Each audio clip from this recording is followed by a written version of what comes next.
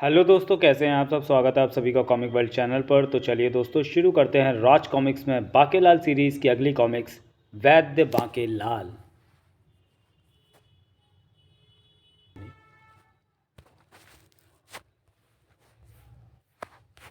विशालगढ़ में उन दिनों डाकू सुल्ताना का आतंक मचा था। भिक्षाम दे, भिक्षाम ग्रहण करे बाबा। तेरे शरीर पर तो खूब गहने हैं। तेरे भड़कीले वस्त्र बता रहे हैं बालिके कि तेरे घर में मुझे खूब माल मिलेगा। खबरदार, मैं सुल्ताना डाकू हूँ। शोर मचाया तो प्राण ले लूँगा। चुपचाप भीतर चल। भीतर आकर सुल्ताना डाकू ने उस स्त्री को बांधकर एक ओर डाल दिया और ऋषि वेश में डाकूगिरी करना कितना सरल है। किसी को भी मुझ पर संदेह नहीं होता और मैं घर घर घूम कर पता लगा लेता हूँ कि मुझे कहाँ अधिक माल मिलेगा। भागो। विशालगढ़ में ऋषियों के लिए ही बनाया यह तपोवन, जहाँ कोने कोने में ऋषियों का निवास है। मैंने इस खोखले वृक्ष के पास अपना निवास बना रखा है ताकि धन छुपाने में दुविधा ना हो।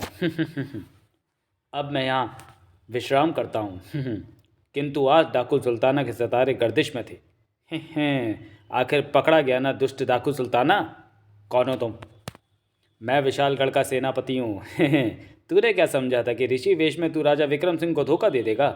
महाराज की योजना के मुताबिक मैं यहाँ ऋषि वेश में अपने सैनिकों के साथ कई दिनों से तेरी खोज कर रहा था। पर तुमने मुझे पहचाना कैसे? पूरे उपवन में एक तू ही ऐसा ऋषि था जो कभी ईश्वर का स्मरण नहीं करता था और हमेशा विश्राम करता था, खाता पीता रहता था। तेरे जाने के बाद हमने तेरे इस खोखले वृक्ष में भरे चोरी के सामान को भी देख लिया था। अब तू पीसेगा कारागार की चक्की। जरूर पीसूंगा, लेकिन जिस दिन फरार हो गया उस दिन राजा को सबक सिखा दूंगा कि डाकू सुल्तानों को पकड़ना कितना भारी पड़ता है। घर। राजा विक्रम सिंह ने डाकू सुल्तानों को दिया आजीवन कारावास का दंड। ले जाओ इस दुष्ट को चूहों वाली काल कोठरी में। इसे भोजन भी 3 दिन का बासी मिलेगा। राजा, कम से कम खाना तो दे ताजा। बासी खाना खाकर मैं बीमार पड़ जाऊंगा। मुझसे शत्रुता तुझे महंगी पड़ेगी राजा। तू बीमार पड़ जाएगा तो तेरा इलाज करेगा हमारा राजवैद्य औषधि सिंह।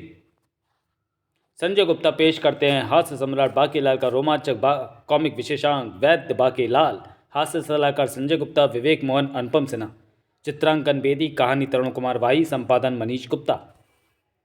पुस्तकों के ज्ञान का होना हर किसी के लिए महत्वपूर्ण है। पंडित पुस्तकों का अध्ययन करके ही पंडिताई करता है। राजा राजनीति में सिद्धस्त होता है। व्यापारी व्यापार में सफल होता है। और मेरी सफलता का रहस्य भी है ये पुस्तकें। जिसमें से एक है वैद्यगिरी नामक ये पुस्तक। इस पुस्तक में नाना प्रकार के रोगों के उपचार में प्रयोग होने वाली जड़ी बूटियों, उनके इस्तेमाल व उनकी पहचान के विषय में समस्त जानकारी है। तो इस पुस्तक अवैधगिरी में लोगों को फैलाने की जिम्मेदार जड़ी बूटियां, उनके इस्तेमाल व उनकी पहचान के विषय में समस्त जानकारी उपलब्ध है। राजवैद्य के पद पर मैं इन्हीं दोनों पुस्तकों की कृपा से ही आज तक टिका हुआ हूँ। जय हो वैद्यगिरी, जय हो अवैधगिरी। बहुत दिनों से मैं देख रहा हूँ कि राजमहल में कोई भी रोगग्रस्त नहीं हुआ। कहीं ऐसा ना हो कि महाराज मुझे नौकरी से ही निकालते। आज मैं अपनी अवैधगिरी का थोड़ा सा चक्कर महाराज पर चलाता हूँ। गुड़गुड़ बूटी का धुआं अगर किसी के कष्ट में छोड़ दिया जाए तो उसे भयंकर डकारू रोग हो जाता है। गुड़गुड़ बूटी तो मेरे पास है। ये रही गुड़गुड़ बूटी। आज रात इसका धुआं मैं महाराज के कक्ष में छोड़ दूंगा और कल जब महाराज डकारू रोग से ग्रस्त हो जाएंगे तो फिर मैं ही जाकर चिन चिन बूटी के रस से उनका उपचार भी कर दूंगा। इस प्रकार चित भी अपनी और पट भी अपनी। पर बेचारा राजवैद्य औषधि सिंह क्या जानता था कि उनकी एक एक हरकत पर बाकेलाल की निगाह है। ओह, तो पुस्तकों में से टीप टीप कर ऐसे चला रहा है ये अपना धंधा। अब ये गुड़गुड़ बूटी का धुआं छोड़ने महाराज के कक्ष में जा रहा है और मैं इसे रोकूंगा नहीं। पर बात तो ये ठीक कह रहा है कि चित्त भी इसकी और पट्ट भी इसकी। बाकेलाल, तू भी कुछ ऐसा ही नहीं कर सकता? ऐसा ही नहीं कर सकता क्या कि चित्त भी तेरी हो और पट्ट भी? गुड़गुड़ बूटी के धुएं का असर विक्रम सिंह पर फौरन ही हुआ। टकोर आधार। क्या हुआ माखन सिंह, बाहर आने का ये कौन सा तरीका है? महाराज को चाय नाश्ता दे दिया? जी हाँ सेनापति जी, वही तो देने गया था, पर महाराज के मुंह से निकली डकार ने मुझे बाहर उछाल फेंका। लो, महाराज भी बाहर आ गए। तुम्हें चोट तो नहीं लगी दरबारी? दरअसल मेरे पेट में जोरों की गुड़गुड़ हो रही है। लगता है बदहजमी हो गई है सेनापति। राजवैद्य को बुलाओ, बुलाओ। विक्रम सिंह की डकारों से बचने के लिए सेनापति अस्तबल में जा पहुंचा, लेकिन वह फिर विक्रम सिंह की चपेट में आ गया। सेनापति, क्या किसी लंबी कूद प्रतियोगिता में भाग ले रहे हो? बाकीलाल, महाराज के पेट में गुड़गुड़ हो रही है। जल्दी से राजवैद को बुलाओ। ओह, तो राजवैद का गुड़गुड़ चक्कर चल गया। राजवैद, जल्दी आओ। आया बाकीलाल जी, मैं तो बुलाए जाने की प्रतीक्षा कर रहा था। महाराज, जल्दी से मुंह खोलिए, मैं चिन चिन का रस आपके मुंह में प्रविष्ट करा दूं, क्योंकि आपको टकारू रोग हो गया और इसका उपचार यही है। बातें कम करो राजवैद, जल्दी से चिन चिन का रस महाराज के मुंह में छिड़क दो। अब महाराज अच्छे हो जाएंगे, किंतु छिड़क। महाराज के रोग के विषय में सुनते ही सभी मंत्री वहां आ पहुंचे। महाराज को क्या हुआ? अरे, ये सब कहाँ से आ गए? मैं यही कहने वाला था कि दवा के छिड़काव के पश्चात महाराज के सामने कोई ना पड़े, क्योंकि इस दवा के प्रभाव से पेट की सारी गुड़गुड़ एक गुड़गप्पा यानी भयंकर टकार के रूप में बाहर निकलेगी, और जो भी सामने पड़ेगा वो पत्ते की तरह उड़ जाएगा, क्योंकि यह गुड़गप्पा महाराज की तोंद से निकला है। अरे, सारे मंत्री कहाँ गए? हम यहाँ वहाँ हैं महाराज। बाप रे, मैं महाराज के पीछे ना हो जाता तो मैं भी वहीं लटका होता। बाकीलाल, तुम कहाँ हो? मैं आपके पीछे हूँ महाराज। बाकीलाल, गुड़गुड़ खत्म हो गई। राजवैद को पुरस्कार मिलना चाहिए। ये तो मेरा मतलब फ़र्ज़ था महाराज, पुरस्कार कैसा है? चलो फिर ठीक है, वैसे भी हम तुम्हें तनख्वाह तो देते ही हैं। अच्छा महाराज, मैं तो चला अपने कक्ष में। बेटे राजवैद, तू समझा नहीं कि मैंने तुझे पुरस्कार देने की बात क्यों कही? क्योंकि तेरे कारण ही मैं बना सका चित्त भी मेरी और पट्ट भी मेरी वाली योजना। यानी रोगी का रोग वैद्य ठीक करता है, किंतु अगर वैद्य ही रोग भी दे और उसका उपचार भी वही करे, तो फिर ये उसके हाथ में होगा कि वो रोगी का उपचार करे या ना करे। और अब मैं यही करने वाला हूँ, यानी चित्त भी मेरे हाथ में और पट्ट भी। उसी रात बाकीलाल छिपता छिपाता जा पहुँचा राजवैद्य के कक्ष में। राजवैद्य को मैंने विशेष बादाम वाला दूध पिलवा दिया है, जिसमें मैंने नींद की दवा मिला दी थी। अब ये सुबह से पहले नहीं उठेगा। और उसके कक्ष में मेरा काम थोड़ी देर का है। यही है वो पुस्तक है जिनकी मदद से औषधि सिंह राजवैद्य बना हुआ है। अब ये मेरे कब्जे में है। इन सारी औषधियों की भी मैं गठरी बांध देता हूँ। राजवैद्य इस चोरी की खबर भी किसी को नहीं करेगा, अन्यथा उसका भांडा फूटने का भय उसे भी रहेगा। वो मारा पापड़ वाले को, अब आएगा मज़ा। अब अवैधगिरी पुस्तक के नुस्खों से मैं फैलाऊंगा रोग, और वैधगिरी से नुस्खे पढ़कर फिर जिसका मर्जी उसका उपचार करूंगा, और जिसकी मर्जी नहीं करूंगा। यानी चित भी अपनी, पट भी अपनी। अब सबसे पहले मैं कुछ पर्चियाँ बनाता हूँ। इन पर्चियों में मैंने महल में रहने वाले लोगों के नाम लिख दिए हैं। जिसके नाम की पर्ची निकलेगी, पहले मैं उसे ही रोगी बनाऊंगा। ओहो, सबसे पहले निकली रानी जी की पर्ची। नुस्खा पढ़ लिया। ये वाला नुस्खा मैं आजमाऊंगा पहले रानी स्वर्णलता पर, और फिर मेरा दूसरा शिकार होगा मोटा मुच्छाड़ा।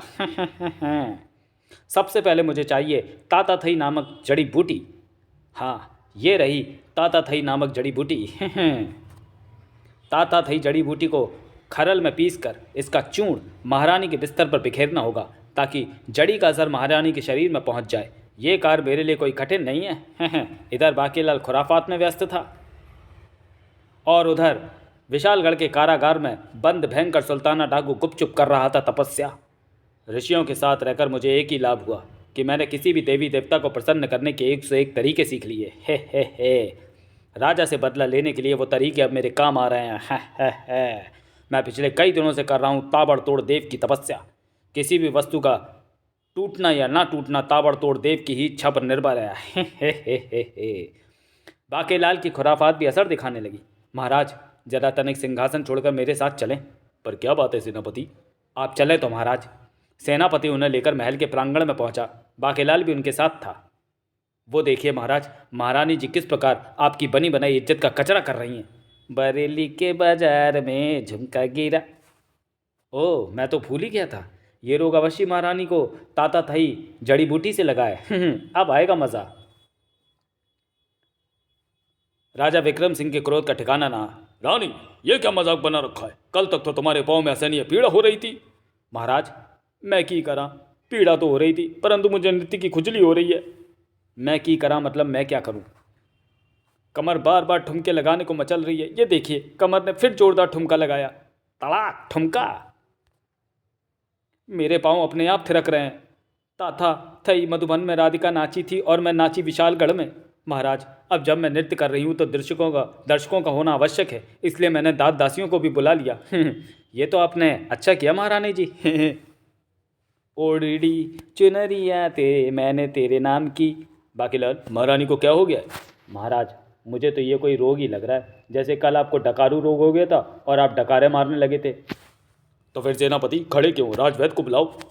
अभी किसी सैनिक को भेजकर बुलवाता हूँ महाराज, क्योंकि मुझे तो महारानी जी का नृत्य देखने में मज़ा आ रहा है। ऐसा लग रहा है जैसे घोड़ी बिदक गई हो। राजवैद्य फौरन ही वहाँ पहुँचा। कांटों से खींच के ये आंचल, तोड़ के बंधन बांधी पायल, आज फिर जीने की तमन्ना है। बाकीलाल जी, मुझे ये ताता थई रोग के लक्षण लग रहे हैं। राजवैद्य फौरन उपचार शुरू करो। मैं जड़ी बूटी लेकर अभी आता हूँ, तब तक आप नृत्य का आनंद लें। जल्दी आना। बेटे राजवैद्य, इस रोग का उपचार बताने के लिए तेरे वैद्यगिरी की पुस्तक तो मेरे पास है। बेटे राजवैद्य, अब अपना बोरिया बिस्तर बांधना आरंभ कर। अपनी पुस्तकें गायब देखकर तो राजवैद्य के पाँव तले से जैसे जमीन ही निकल गई। पुस्तकें कौन ले गया? वैद्यगिरी की पुस्तक के बिना मैं रानी जी के रोग का उपचार कैसे करूंगा? उधर विक्रम सिंह के सब्र का बांध टूट रहा था। राजवैद्य, जड़ी बूटी लेकर आ क्यों नहीं रहा? हाँ महाराज, वो देखिए, अब तो सबने पैसे भी लुटाने आरंभ कर दिए, जैसे पेशेवर नर्तनियों पर लुटाए जाते हैं। जो मैं होती राजा बन की बंदरिया। तभी एक दरबारी ने आकर बताया, महाराज, राजवैद्य वन से छिछोरी बूटी लाने गया है, आने में देर लगेगी। छिछोरी बूटी पर इसका इलाज तो ताक धिना बूटी है। मैं अभी लेकर आता हूँ। बाकीलाल ताक धिना बूटी लेकर लौटा। महारानी जी, मुंह खोलिए और इस चूर्ण को सटक जाइए। चूर्ण जीवा पर आते ही अब मेरा मन नृत्य करने को नहीं कर रहा। इसी के साथ ही कई दिनों से मेरे पाँव में हो रही असहनीय पीड़ा भी समाप्त हो गई। वाह, चलो भाई चलो, खेल खत्म। किंतु बाकीलाल, तुमने वैद्यगिरी कब से आरंभ कर दी? मुझे वैद्यगिरी कहाँ थी महाराज, पर अभी अभी अचानक ऐसा लगा जैसे आ गई हो और मैं महारानी जी का उपचार कर सकता हूँ। ऐसे चमत्कार मेरे साथ क्यों नहीं होते? बाकीलाल, इसी बात पर एक पुच्ची तो कम से कम दे ही दे। बच्चों विक्रम सिंह, ले ले पुच्ची, पर याद रख, तेरी बारी भी आने ही वाली है। बस ज़रा किसी बढ़िया सी जड़ी बूटी का विवरण मुझे अवैधगिरी की पुस्तक में मिल जाए और महारानी का उपचार तो मैंने कर दिया, पर तेरा नहीं करूँगा। तभी आ पहुँचा राजवैद्य भी। महाराज, मैं छिछोरी बूटी ले आया। अब उसकी आवश्यकता नहीं रही राजवैद्य, महारानी जी का उपचार तो बाकीलाल ने ही कर दिया। हाँ राजवैद्य, महारानी जी को ताक धिना बूटी खिलाते ही उनका रोग दूर हो गया। ताक धिना? अरे हाँ, याद आया, ताता थई रोग का उपचार तो इसी बूटी से होना था, परंतु ये बात बाकीलाल को कैसे पता चली? उसी शाम रानी जी की पर्ची हुई बेकार। अब देखता हूं कि दूसरी पर्ची किसके नाम की निकलती है। राजा विक्रम सिंह मुच्छड़। वो मारा। बेटे मुच्छड़, तेरे बुरे दिन आरंभ हो गए। बेटे बाके, अब तू खोल अवैधगिरी की पुस्तक और देख कि मोटे की खाट कौन सी जड़ी बूटी खड़ी कर सकती है। हाँ, ये रही। इस जड़ी बूटी का नाम है गुलगुली जड़ी बूटी। और ये रही गुलगुली बूटी। कमबख्त, राजवैद्य पूरा बदमाश है। उसने सारी पंगेबाज जड़ी बूटियाँ अपने पास इकट्ठी की हुई हैं ताकि ज़रूरत पड़ने पर वो किसी का भी प्रयोग फौरन ही कर सके, पर अब काम ये मेरे आ रही हैं। गुलगुली जड़ी बूटी को पीस कर उसके रस की केवल 2 बूंदें ही अगर सप्त प्राणी दूध में मिलाकर किसी को पिला दी जाएं तो उसकी उंगली गुलगुली करने के लिए खड़ी हो जाती हैं। फिलहाल तो इस रस को मैं इसी शीशी में सुरक्षित रख देता हूँ, क्योंकि पहले मुझे इस बर्तन में एकत्रित करना है सप्त प्राणी दूध, यानी 7 प्राणियों के दूध का मिश्रण। जैसे बकरी का दूध। हम बकरियों की भी क्या ज़िंदगी है, अपना दूध अपने बच्चों को भी नहीं पिला पाती। पहले ही आकर ये मुँह इंसान निकाल कर ले जाते हैं और उन्हें घास खाकर गुजारा करना पड़ता है। जैसे भेड़ का दूध। ये लोग हमें कुछ देख ही नहीं सकते, कभी आकर हमारे बाल मोड़ लेते हैं तो कभी आकर दूध ले जाते हैं। जैसे गाय का दूध। मेरे दूध का प्रयोग तो पवित्र कार्यों जैसे भगवान की पूजा इत्यादि में होता है, जिसका पुण्य मुझे ही मिलता है। जैसे भैंस का दूध। मैं काली हूँ तो क्या हुआ, मेरा दूध तो गोरा है। जैसे ऊँटनी का दूध। मेरी समझ में तो ये नहीं आया कि काली भैंस का दूध भी सफ़ेद, मेरा भी सफ़ेद, आखिर ये चक्कर क्या है। जैसे गधी का दूध। टैचू, मेरा दूध पीकर अब ये मानव भी समझदार हो जाएगा। जैसे घोड़ी का दूध। मुझे इस पतले सुकड़े आदमी की हालत पर तरस आ रहा है, इसलिए इसको दूध निकालने दे रही हूँ, वरना तो एक लात जड़ती कर। हो गया 7 प्राणियों का दूध इकट्ठा। अब इसे गिलास में भरकर इसमें मिलाना है गुलगुली बूटी का रस और जाकर महाराज को पिलाना है।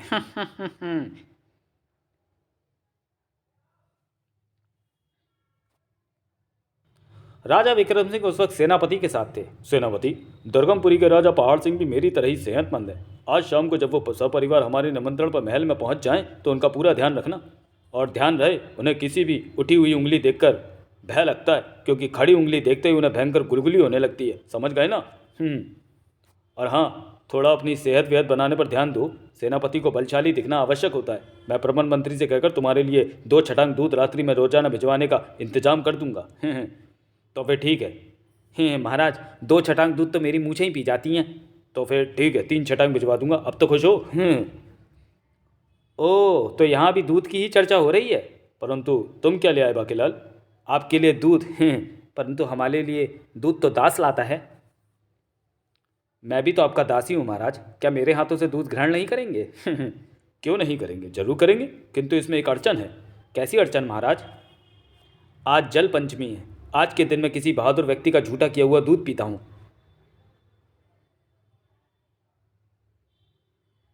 मुझसे बड़ा भारी बहादुर व्यक्ति और भला कौन होगा महाराज? लाओ बाकीलाल, दूध मैं झूठा कर दूँ। किंतु सेनापति, दूध के 2 घूंटी भरना, कहीं सारा मत पी जाना। बाकीलाल कितने प्रेम से मेरे लिए दूध ले आया है। 2 घूंटी भरूंगा महाराज, किंतु बड़े बड़े 2 घूंट। सेनापति ने दूध के 2 घूंट भर लिए। और ये लीजिए महाराज, शेष झूठा दूध आप ग्रहण कर लें। आज पता चला कि महाराज ऐसा स्वादिष्ट दूध पी पी कर ही विशालगढ़ की तरह फैलकर विशाल हो गए हैं। सेनापति, तुमने तो 2 घूंटों में सारा दूध ही पी लिया, पर चलो, ये 2 बूंदें ही मेरे लिए काफ़ी हैं। जल पंचमी का शगुन तो पूरा हो ही गया। तेरा बेड़ा गर्क हो सेनापति के बच्चे। अब तो असर होने पर ही पता चलेगा कि उंगली किसकी खड़ी हुई, महाराज की या सेनापति की। गुलगुली जड़ी बूटी का पूरा असर सेनापति पर ही हुआ था। अरे, मेरा हाथ अपने आप ऊंचा क्यों हो रहा है? और ये क्या, बाकी उंगलियां तो मुट्ठी के रूप में बंद हो गईं, परंतु ये प्रथमा उंगली तो खड़ी ही रह गई। ये उंगली तो इधर उधर हिल रही है, जैसे नृत्य कर रही हूँ। ये उंगली मुझे इस ओर जाने पर विवश कर रही है। ओह, ये तो प्रबंध मंत्री है। मेरी उंगली इसी की ओर बढ़ रही है। मेरी उंगली इसकी बगल में क्यों घुसी जा रही है? ये तो पिटवाने वाले का काम कर रही है, पर मैं इसे रोक पाने में असमर्थ हूँ। अरे रे, ये क्या कर रहे हो सेनापति? मैं तो कुछ भी नहीं कर रहा। जो कुछ कर रही है ये उंगली कर रही है। मज़ा आया? अभी बताता हूँ। तड़ाक! ये क्या कर रहे हो प्रबंध मंत्री? मैं तो कुछ नहीं कर रहा, जो कर रहा है मेरा हाथ ही कर रहा है। क्यों सेनापति, मज़ा आया? आइंदा मुझसे पंगा कभी मत लेना। कम वक्त मुझे गुलगुली कर रहा था। ये उंगली तो मुझे फिर इस तरफ ढकेल रही है। आखिर इसे क्या हो गया है? ये बदतमीजी पर क्यों उतारू हो गई? सेनापति जी, आप कहाँ हैं? राजा पहाड़ सिंह के आगमन का समय हो गया है। महाराज आपको ही ढूंढ रहे हैं। राजा पहाड़ सिंह की अगवानी आपको ही करनी है। दासी कड़क लता, उफ, मेरी उंगली इसी की ओर बढ़ रही है। यह सबसे तेज व लड़ाकी दासी है। खंबा पकड़ सेनापति, आगे मत बढ़, बेवकूफ़ पन्ना पिटेगा। अगर मेरी उंगली ने इसे गुलगुली कर दी तो ये चप्पल उतार कर यहीं मेरी पिटाई शुरू कर देगी। इससे तो खुद महाराज भी डरते हैं, पर होने को तो कुछ और ही मंजूर था। कड़ाक! उंगली की शक्ति ने मुझे दासी की ओर ढकेल ही दिया, और ना चाहते हुए भी सेनापति ने दासी कड़क लता की कमर पर उंगली गुलगुली कर ही दी। ओह, पड़ने वाला है सेनापति, आंखें बंद कर ले। छन्नाटेदार, तेरी ये मजाल दुष्ट सेनापति। मैं तो पहले ही समझ गया था कि पढ़ने वाला है। ये तेरे साथ क्या गड़बड़ हो रही है सेनापति? अब ये उंगली मुझे किस ओर ले जा रही है? ये तो मुझे द्वार की ओर ले जा रही है। ये सेनापति उंगली उठाए क्यों चला आ रहा है? ओह, कल रात मैंने बाकीलाल के हाथ का दूध पिया था। कहीं उसी के असर तो नहीं हो रहा? कहीं बाकीलाल ने महाराज के दूध में कुछ मिला तो नहीं दिया था? पर बिना सबूत मैं ऐसा कह नहीं सकता। इसकी उंगली उठी हुई है बेटा बाके, इस पर हो गया गुलगुली बूटी का असर। बाकीलाल, मेरी उंगली सबकी गुलगुली करने पर क्यों तुली है? मैं क्या करूं? कर ले सेनापति, कर ले, मुझे गुलगुली नहीं होगी, क्योंकि मैंने गुलगुली से बचने के लिए खा रखी है जरा बच के नामक बूटी। इसकी तो सिर्फ एक ही काट है, और वो है काटी काटी जड़ी बूटी। तुम द्वार पर पहुंचो, क्योंकि महाराज पहाड़ सिंह आ चुके हैं। मैं वह बूटी लेकर वहीं आता हूँ। ये तो खुद मुझे वहीं ले जा रही है। कोई ना कोई तिकड़म भिड़ानी पड़ेगी जिससे कि राजा पहाड़ सिंह को मेरी उंगली दिखाई ना दे। अब आएगा मज़ा। राजा पहाड़ सिंह और उसका पूरा परिवार खड़ी उंगली को देखकर डरता है कि कहीं कोई उन्हें गुलगुली ना कर दे। अब जब सेनापति उन्हें जाकर गुलगुली करेगा तो मोटा मुच्छड़ उसे दंड देगा। सेनापति हर वक्त मेरी बात काटने के चक्कर में रहता है। सेनापति के बच्चे, आज आया तू मेरे काबू में। मुझे मेरी उंगली से बचाओ, बचाओ। राजा पहाड़ सिंह सब परिवार भीतर आ चुका था। आइए महाराज, आपका स्वागत है। परंतु महाराज ने कहा था कि द्वार पर मेरा स्वागत सेनापति करेगा। मैं स्वागत करने आ गया महाराज। ओह सेनापति, मैंने अपनी उंगली को ढक लिया है। सेनापति, हम जब किसी राजा का आतिथ्य स्वीकार करते हैं तो हम महल में प्रवेश करने से पूर्व एक रस्म की अदायगी करते हैं। कैसी रस्म? यह स्वर्ण मुद्रा हम भूमि पर गिरा देते हैं। यह मुद्रा हमारा स्वागत करने आने वाले को अपने सीधे यानी दाएं हाथ से उठानी पड़ती है। हे। इससे स्वागत करने वाले राजा के प्रतिनिधि का सर हमारे सामने झुक जाता है। किंतु परंतु मत करिए सेनापति जी। राजा पहाड़ सिंह नाराज हो गए तो महाराज आपको नौकरी से निकाल देंगे। इस मटकी को हटाइए और स्वर्ण मुद्रा उठाकर रस्म अदायगी कर लीजिए। नहीं द्वारपाल, इसे मत हटाना। द्वारपाल ने सेनापति के हाथ पर ढकी मटकी हटा दी। उसके ऐसा करते ही रानी भागो, वरना यह हमें गुलगुली करेगा। सेनापति ने हमें उंगली दिखाकर हमारा अपमान किया है महाराज। ये बाकेलाल अभी तक इस रोग की दवा लेकर क्यों नहीं आया? तो चलिए दोस्तों, वीडियो को यहीं समाप्त करते हैं और मिलते हैं वैद्य बाकेलाल के दूसरे और अंतिम भाग में अगले वीडियो में। तब तक के लिए धन्यवाद।